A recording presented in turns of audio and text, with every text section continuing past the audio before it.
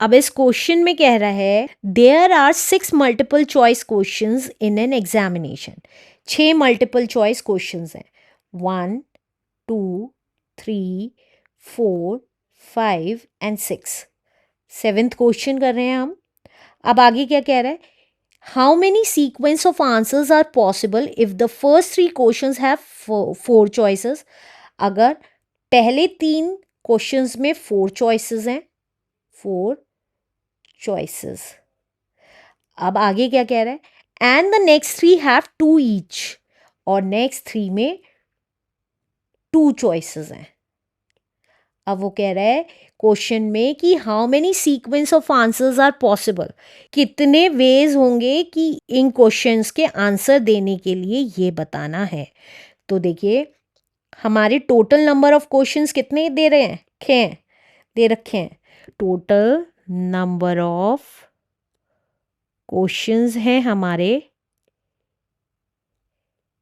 6, right. और हमें choices कितनी दे रखी हैं, फर्स्ट 3 क्वेश्चंस की चॉइसेस कितनी है, first 3 questions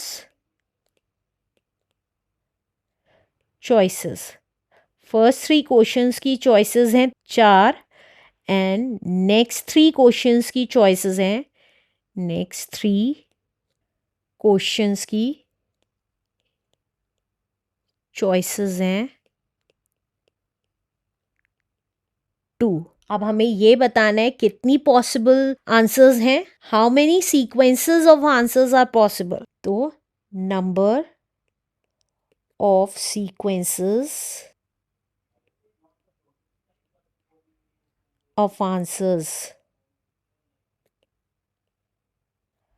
are possible is equals to, देखिए फर्स्ट क्वेश्चन में क्योंकि 4 चॉइसेस हैं, चारों में से कोई सा भी ऑप्शन हो सकता है। सेकंड क्वेश्चन में भी 4 चॉइसेस हैं, तो चारों में से कोई सा भी आंसर हो सकता है। और थर्ड में भी चारों में से कोई सा भी आंसर हो सकता है। इसी तरीके से फोर्थ में दोनों में से कोई सा भी आंसर हो सकता है, और फिफ्थ में भी दोनों में से कोई सा भी आंसर हो सकता है, और सिक्स्थ में भी। तो हम क्या करेंगे, डायरेक्टली नंबर ऑफ सीक्वेंसेस निकालने के लिए हमको इन सबको आपस में मल्टीप्लाई कर देंगे। तो 3 बार तो 4 मल्टीप्लाई होगा, और 3 बार 2, वही कर रही हूँ। फर्स्ट क्वेश्चन के चॉइसेस, सेकंड क्वेश्चन के चॉइसेस, और थर्ड क्वेश्चन के चॉइसेस। फोर्थ क्वेश्चन के 2 चॉइसेस थे, फिफ्थ क्वेश्चन के भी 2 चॉइसेस, और सिक्स्थ क्वेश्चन के भी 2 चॉइसेस थे। तो ये कितना आ गया, देखिए 4 4 जा 16, 16 4 जा 64, 64 इंटू 2 2 जा 4, 2 जा 8, तो ये कितना आ गया, 8 4 जा 32, 3 कैरी, 8 6 जा 48, 49 50 51। तो total number of sequences of answers कितने हैं, 512 is the answer. Let's do next question now. Next question में कह रहे 12 students compete in a race. 12 students ने रेस में पार्टिसिपेट किया। In how many ways can the first 3 prizes are given.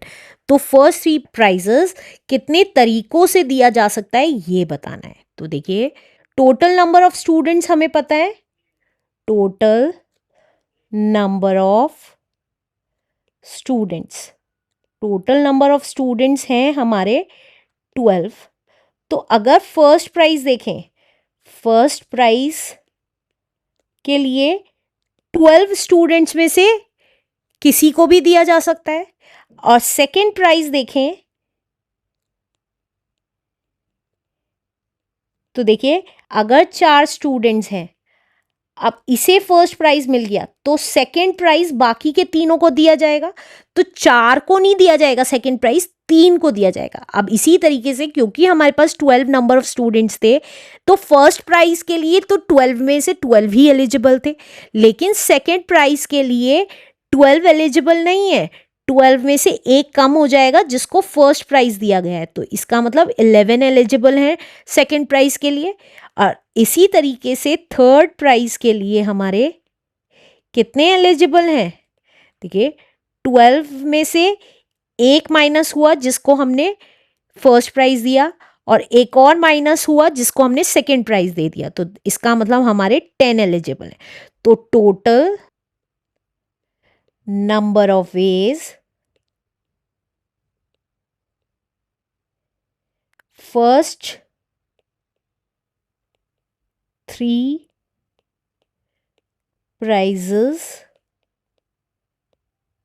be given. That is, हम क्या करेंगे, ये जो नंबर्स आए हैं कौन कौन से, देखिए मार्क कर देती हूँ, ये जो नंबर्स आए हैं इनको आपस में क्या कर लेंगे, मल्टीप्लाई कर देंगे। तो 12 इंटू 11 इंटू 10, तो देखिए 11 2 ज़ा 22, 2 2 कैरी, 11 1 ज़ा 11 प्लस 2 इज 13, और एक ज़ीरो ये वाली लिख दी। तो इसका मतलब इतने नंबर ऑफ वेज हैं फर्स्ट 3 प्राइजेस देने के लिए। Answer, let's do next question now.